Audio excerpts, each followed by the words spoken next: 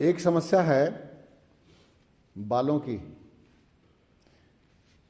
बाल झड़ रहे हैं, टूट रहे हैं, दो मुंहे होते चले जा रहे हैं, या बाल सफ़ेद ज़्यादा होते चले जा रहे तेज़ी से। और उसको कंट्रोल करने के लिए हमारे पास क्या उपाय हैं? वाह,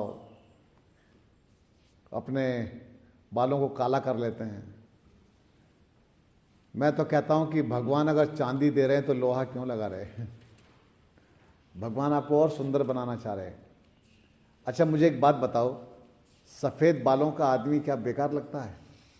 बहुत सुंदर होता है वो, अनुभव के साथ में। और उस तरह से जो सफ़ेदी आ रही है ना, वो अनुभव सिद्ध। और जो वाइट है ना, वाइट दूर से चमकता है, बढ़िया।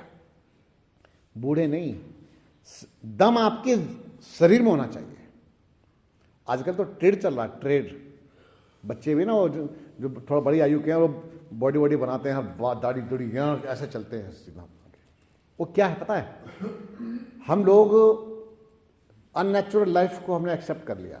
जो नेचुरल हैं, थोड़ा सा फिट हैं, वो नेचुरल ही जीना का प्रयास करते हैं। तो सिर में जो आप ये मेहंदी काला करने के लिए कलर लगाते हैं ना, आपको पता है कि वो आपकी आंखों पर कितना बैड इफेक्ट डालता है? एक।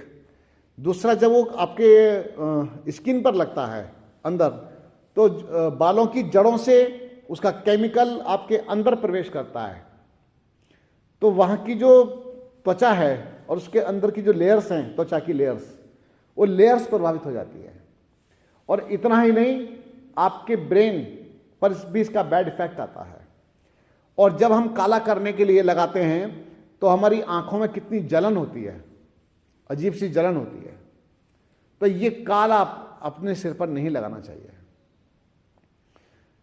स्टार्टिंग में मैं भी लगाता था, किया था मैंने भी, लेकिन बाद में जो समझ आई कि नहीं, क्या दिखाना यार, तुम्हारे कर्मों को देखेंगे लोग, मेरे कर्मों को ज़्यादा देखेंगे।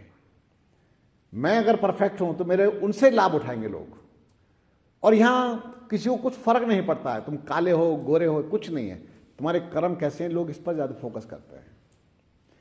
तो इसीलिए तो बालों को काला नहीं करना है, काला मत कीजिए, नेचुरल उपाय करते जाइए। कई लोगों के देखा कि लंबी आयु के बाद भी उनके बाल काले रहते हैं। और अगर मान लो कुछ परिवर्तन आ भी रहा है तो उसको एक्सेप्ट कीजिए, सहजता से स्वीकार कीजिए। तो बुढ़ापा नहीं है, बुढ़ापा नहीं है, वो आपके केस श्वेत हो रहे हैं, तो उसको काला करने की आवश्यकता बिल्कुल भी नहीं है। उसके लिए मैं थोड़ा सा आपको उपाय बताता हूं। एक तो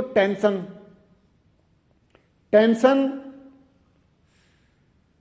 जो अंदर कुछ चल रही होती है, वो टेंशन अंदर से डिप्रेशन भी देती है और हमारे बालों की जड़ों पर इसका इफेक्ट आता है, आंखों पर भी इसका इफेक्ट आता है। डार्क सर्कल हो जाते हैं, यहां पर काले घेरे बन जाते हैं आंखों की चारों तरफ। उस काले घेरे के लिए अलग डॉक्टर बैठे हैं, पता है कुछ नहीं? तो काले घेरे हो गए आंखों की चारों तरफ। इसके लिए तो हमको क्या करना, तो पहले खुल करके खिलखिला करके हंसने का स्वभाव बनाना चाहिए। नहीं हंसोगे तो फंसोगे। तो खिलखिला करके, दांत दिखा दिखा करके हंसने का प्रयास करना चाहिए। जब आप ऐसा करते हैं तो परिवर्तन आना शुरू हो जाता है। और इसके बाद बालों की जड़ों को मजबूत बनाने के लिए मेडिटेशन करना चाहिए। मेडिटेशन करते हैं तो और सौंदर्य बढ़ता है, चेहरे पर गंभीरता बढ़ती है, शांति बढ़ती है। सामने वाला देखता है तो कहता है ये टिका हुआ व्यक्ति है, सदा हुआ। तो इससे ये परिवर्तन आता है। मेडिटेशन से लाभ मिलेगा अंदर, इंटरनल। और भी केवल बालों पर ही नहीं, पूरी बॉडी पर इसका इफेक्ट आएगा, ऊपर से लेकर नीचे तक।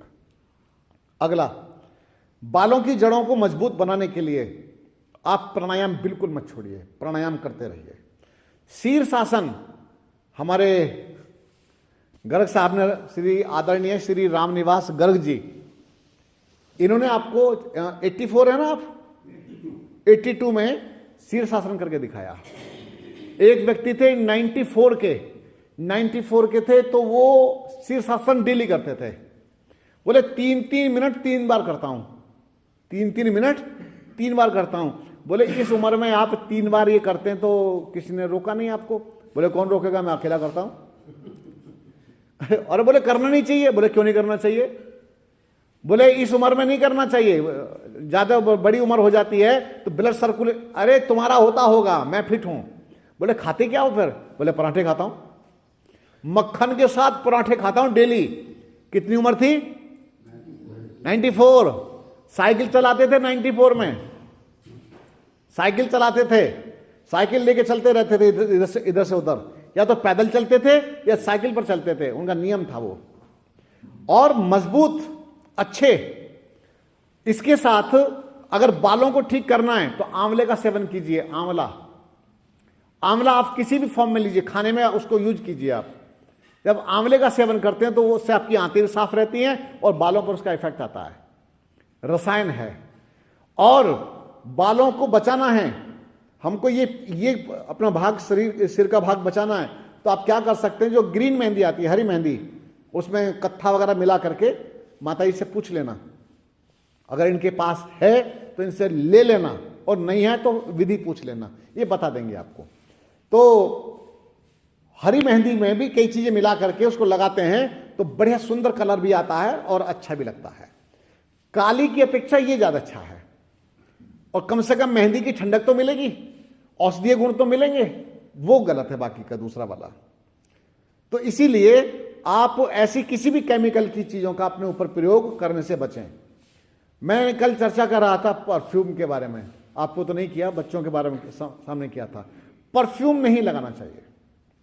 परफ्यूम क्यों लगा रहे हैं बताइए जरा, एक मिनट। हाँ जी, खुशबू के लिए। तो इसका अर्थ यह है कि आपके अंदर से बदबू आ रही है, आप बदबूदार आदमी हैं। तो बदबूदार हो तो पहले उस अंदर की बदबू को ठीक करो। क्यों आ रही है बदबू? एसिड सड़ रहा है, मुंह से बदबू आ रही है, आंतों में मल सड़ रहा है, पूरा अंदर तक पसीने के लिए, अंदर तक स्किन भी खराब हो गई है। उसको छिपाने के लिए वो लगा देते हैं परफ्यूम। तो इसका जब भी कोई पास से गुजरे ना परफ्यूम लगा करके, तो समझ लेना बदबूदार आदमी है, बहुत दुर्गंधित आदमी है, बड़ी स्मेल आ रही होगी इसके अंदर से, लगा करके चले। तो ये ठीक नहीं है परफ्यूम। और आज इसके ना जो कंटेंट्स हैं, जो इसके अंदर जो चीजें डाली जाती हैं परफ्यूम के अंदर, वो क्या क्या केमिकल है, कितना पॉइजन है, कितना खतरनाक चीजें डाली जाती हैं, आपको जानकारी नहीं। एस्थमेटिकल प्रॉब्लम बनती है इससे, दमा की बीमारी बनती है। आप बिल्कुल नेचुरल पेश हो जहां भी जाते हैं, जहां भी प्रस्तुत, बड़ी बड़ी पार्टी में जाइए, छोटी में जाइए, कहीं भी जाइए, लेकिन नेचुरल होकर के जाइए, आप अलग दिखाई देंगे। तो आपको अपनी पहचान एक ओरिजिनल तरीके से बनानी है। चलिए।